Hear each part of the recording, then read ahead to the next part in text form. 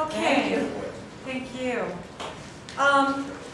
Most of you know me, so feel comfortable to interrupt. I'm pretty laid back most of the time, unless you're one of my clients. So I just want you to make sure that this training is going to have relevance to you guys. That was always one of my pet peeves going through school was, well, this is nice information, but how does it apply? So anyway, I think it's good that we're doing another chaperone program simply because the rules for individuals with developmental disabilities and problematic sexual behaviors has changed. We used to have to follow the sex offender management guidelines. They are there as an example of best practice now for people with developmental disabilities, but we don't have to follow them to the T unless that person is on probation or parole. Now we're given the freedom to individualize a person's restrictions and treatment to meet that individual's needs. So I think that that is really a positive change that the Colorado Sex Offender Management Board has made. So there, in order to be a chaperone, then there are certain types of historical information that are necessary for you to understand. One of the first things I always like to remind people is that the way that we practice with people who have sex offender behaviors who do not have developmental disabilities is relatively new. We only started working with these guys the way we work with them, and ladies, since the 1980s. It all started in 1979 when Nicholas Groth wrote his book, which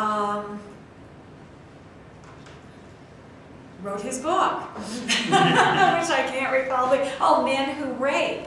And in that book, he cited some research that he had done that had indicated that traditional mental health techniques did not work with this population.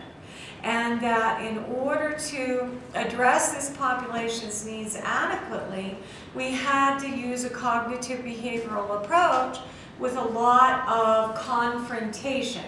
Now, confrontation does not necessarily mean getting in someone's face. It just means addressing things very specifically and defining things very specifically in order for the individual to not be able to wiggle out of being held accountable and responsible for something. The DD sex offender issues then started in the early 90s to late 80s. And what we learned from working with those individuals is that they too benefit from a cognitive behavioral approach, but that we have to bring it to the level of that individual. So I'm going to talk about some of those things in the talk today. The other thing that's now the big thing in the field of sex offending is the Good Lives model, which is Tony Ward's approach. Tony Ward is an evaluator and researcher out of New Zealand who is moving back towards more individualized needs, more mental health orientation, still with a cognitive behavioral approach to it. Okay? So some of the problems that we typically identify with this population are that most of the time sex offender issues or problematic sexual behavior is not perceived by professionals working with our guys as being ongoing or very serious problems. And so a lot of times when we are not looking at patterns over a period of time, we miss a lot of stuff in this population. A lot of other professionals perceive inappropriate sexual behaviors with our guys who have developmental disabilities as being isolated incidents instead of patterns of behavior. And a lot of professionals perceive the emission of inappropriate behavior as just something that people with developmental disabilities do. We know, those of us who've worked in the field, know that people with developmental disabilities can have pretty healthy sexual lives with partners. So we need to start looking as a whole at inappropriate sexual behaviors or problematic sexual behaviors, and we need to look at them as patterns and potential ways of dealing with issues in the individual's life. Another thing that we talk about is that very often professionals don't think that people with developmental disabilities should be held accountable or can be held accountable for any of the inappropriate behaviors, and they will rationalize that with judges in the court. And very often judges will not respond positively, or they go to the other extreme and basically throw the book at our folks. Regardless of who the individual is or what their issues are, sex offenses are sex offenses. There's always a victim. You know, we can talk about, well, other behaviors like drug addiction or drug abuse and alcohol abuse does also have victims, but not a direct victim that causes long-term mental health issues for the community as well as for the family in general. So, overall, criminal behaviors within the population that has developmental disabilities are pretty minimal. But most often, when an individual with developmental disabilities is arrested, it's because of the fact that they've emitted inappropriate sexual behavior. So overall, DD people do not get arrested very often for inappropriate behavior, but when they do, very often it's for inappropriate sexual behavior. And one of the things that researchers have found through the years is that while there's nothing necessarily within the population of people with DD that would make a person a sex offender, the reality is that there's nothing that keeps them from being sex offenders either. There are very few differences when working with a sex offender with developmental disabilities and one without. And most often, the individual with developmental disabilities looks more like my non-disabled sex offenders.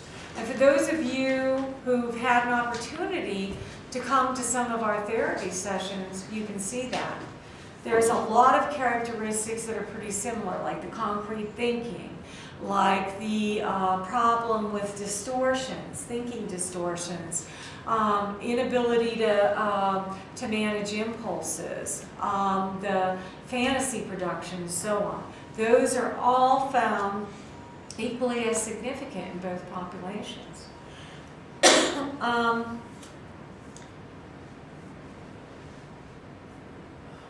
I'm not going to go through everything that I have written because you guys are mostly old hands at this. What we know about individuals with problematic sexual behavior and those with that have DD and those without are both have deficits in knowing what kinds of behaviors to emit. Both populations have significant denial issues, usually, when they're first referred to treatment. Both populations have an immature way of responding to both social and sexual behaviors, which then leads to helplessness and a lack of being assertive. Both of the populations feel significantly intimidated by people that are their same age. Both experience low self-esteem and are highly critical of themselves. Both don't respond as adults in all populations, as healthy adults here in both populations. Both don't have empathy or the ability to step into somebody else's shoes and understand what another person experiences. Both have very complex justification systems, rationalize, minimize, and deny. They're dangerous. And when I say dangerous, I'm not talking about, oh my God, they're gonna, wield the knife against me or anything like that. But they're dangerous in that when they have a victim, both populations, it can have high numbers of victims. These behaviors tend to escalate over time. So we have a person who may start with a low level, what we call problem sexual offense, and eventually progress to a higher kind of sexual offense, progress with regards to the number of victims. And so we do our clients a disservice when we don't get them the kind of help that they need. Both of them have poor self-control, especially when they're feeling stressed about something. Both have the same sorts of offense cycles. Both populations select victims in similar ways. So the bottom line is that they have more characteristics, again, that are similar to non-disabled offenders than not. And that's not any big surprise. Years ago, when mental health and the Division for DD started their initiatives to provide mental health services to people with developmental disabilities, we were seeing the same trends in mental health issues that we saw in non-developmentally disabled populations. Depression being, a primary mental health need, and so on. So through the years, as we work with people with developmental disabilities, we always find that they're more like non-disabled people than not. So no big surprise, right? Some of the things that we do know, though, that people with developmental disabilities do more frequently than my non-disabled sex offenders do, is that these sex offenders typically will use a victim who include family, friends, people that they know with more frequency. On a more I don't want to say intimate basis, but they know these people and have known them for longer periods of time than most of my non-disabled people will. They will target strangers more frequently than my non-disabled sex offenders will. Most of my DD sex offenders, if there's a stranger molestation involved, that I see that more frequently. Non-disabled guys won't take as much of a chance of doing something to a stranger because they're afraid of being reported more. Alcohol and drugs are not used as frequently with our population and one of the things we see with sex offenders who are not developmentally disabled is that many of them use drugs and alcohol in the commission of their crimes or in getting a victim to be able and willing to comply with what they want to do. Sex offenders with developmental disabilities tend to have long histories of aggressive and manipulative types of behaviors, and they try to control other people more so than my non-disabled sex offenders. Their behaviors are more passive aggressive, and even though they're manipulative, they're not with aggressive behaviors necessarily.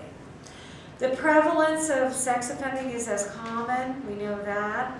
Sex offenders with developmental disabilities tend to start emitting those behaviors at early ages. One thing I do want to note here is that Gene Abel did some studies years ago that have been replicated since then. What he found with our non-disabled population was that non-disabled sex offenders will tell you that they've been sexual assault victims. And then we find out they haven't. They say that to justify their own behavior. With a population of people who have developmental disabilities and problematic sex offender sexual behaviors, most of those DD people have been victimized sexually. In a study that Ruth Ryan did with the behavior pharmacology clinics, she found that something like 97 to 98% of all the individuals within the DD population had been sexually assaulted. There's another guy out of Canada who wrote a book on people with just disabilities, period, SOCT. And he found that 98% of all people with disabilities, period, has experienced sexual assault of some kind. So with our population who have developmental disabilities and problematic sexual behaviors, most of them have been sexually assaulted. So they've been victimized, and that's an issue that has to be eventually dealt with in treatment. Typically, when we're talking about having them learn empathy for their victims, and we key into their experiences as victims in order to help them develop empathy for other people. DD sex offenders are more likely to display what we call inappropriate or nuisance types of behaviors like peeping, exhibitionism, those kinds of things in their cycles of acting out. Sexual aggression. In order for a sexually aggressive incident to happen, there has to be a difference in age between the victim and the sex offender. Typically, it's when kids are like kids and adolescents, it's usually a 3 to 4 year age difference. As adults, typically there has to be at least a 10-year difference. There's differences in social relationships too. You know, a lot of people forget that within our own DD population, many people who are ambulatory and higher functioning perceive people who have more handicaps, such as being in wheelchairs and so on. They perceive those people as being less than they are. So there's usually a social relationship piece there as well that we have to look at and we have to address. There's planning. Now, most sex offenders will sit there and they'll tell you, I never planned what I did. And I would say that initially, the first couple of times, that's right. But there's something called behavioral rehearsal or visual imaging that a sex offender, whether he has DD or not, is able to do that most of us have to pay someone to teach us to do. Behavioral rehearsal is actually a behavioral technique that some people will pay a therapist to teach them, to increase their performance in athletics, to increase their performance in some other area. Sex offenders do that naturally.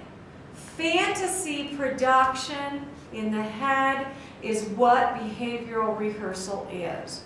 So when we talk to our sex offenders about how you plan to do this, one of the things we talk about is what you think about. How often did you have thoughts about sexually offending?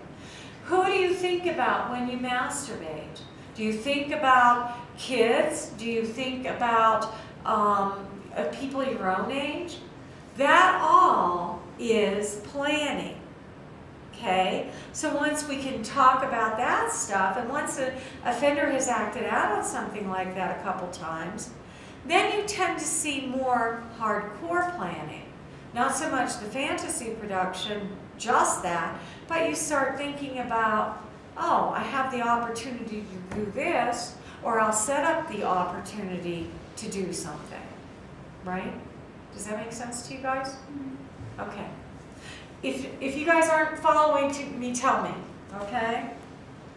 The other thing you have to have in sexual aggression is that both people have to understand the type of sexual behavior that is being emitted, okay? Very often, because we also work with victims, when we talk about our victim, we talk to our victims, very often a victim won't tell anybody what happened to them because they really don't understand what happened to them. I've had kids say, I didn't report because I didn't understand or I didn't have the words to explain what had happened. So then we get a report later when the kiddo's older and they can explain that stuff. Typically, okay, we talked about fantasy production being planning. There's a progression in the type of sex offending that occurs. With most sex offenders, it can start with things like pornography. It can then escalate to peeping. It can then include masturbation in public. It can then include actually acting out. So there's a progression there, or there can just be a progression with regards to the number of victims that a person chooses. Okay? And then there's usually specific characteristics about victims. And a lot of times when we're talking about this piece, people think that certain types of people or certain targeted types of people are what we're discussing. Stop and think about the fact that if you can't find similar physical characteristics, look at personality characteristics among the victims that an individual has. Okay? Minor differences to consider. Usually when I have a client that has developmental disabilities, it's easier to break through denial. We used to have 6 months to work on denial with non-disabled sex offenders according to the Sex Offender Management Report. They have less than that to 3 months now. But I can work with a person who has developmental disabilities and they can typically get out of denial within a quicker period of time than my non-disabled sex offenders can. These guys also have fewer coping skills. And that's obviously one of the things that we need to put in place as we're working with our guys on inappropriate sexual behaviors. Most of the time, if you stop and think about our DD system, we haven't taught appropriate coping skills. When I was a psychologist and now as a therapist, one of my pet peeves has always been that we work on decreasing appropriate behaviors, but very often we don't stop to think about, so why is this person doing these things? What things do we have to teach that person to be able to do to replace that behavior, right? One of the things that I used to see a lot, and I don't see here, is that I used to see CCBs who would tell people when they're upset, go take a walk, okay? They become aggressive, they become threatening, and people would say, go take a walk. So what we essentially do is tell someone who lives in the community, walk around the block, and that's probably one of the most dangerous things we can teach them. Because then they can act out on somebody else, right? We've got to look at organicity. The very nature of a developmental disability sometimes indicates that there's probably issues with regards to brain functioning, frontal lobe problems. And so we have to take those into consideration when we're dealing with and teaching a person appropriate sexual behaviors. Institutionalization is not so much an issue anymore, but many people who still live in large congregate settings don't always get appropriate behavior replacements taught to them. And that's something to consider when you're dealing with more than one or two individuals. I don't think we have that issue here, though. Lack of community support and socialization opportunities. One of my biggest disappointments in working in this population all these years has been when we deinstitutionalized, we never did any work with the communities to be more accepting of our guys in community settings. So natural supports just didn't happen, even though that's what we had hoped for according to the textbooks and things. Fantasies. Sex offenders with developmental disabilities will have more concrete fantasies. I'm more concerned about the sex offender with DD who tells me that he's having sexual fantasies about one of you guys or staff members, because that means he's personalizing it to such a point that makes the ability to bridge from the fantasy to reality a lot easier. Most of my non-disabled sex offenders fantasize about some blonde or some brunette or some kid about this age.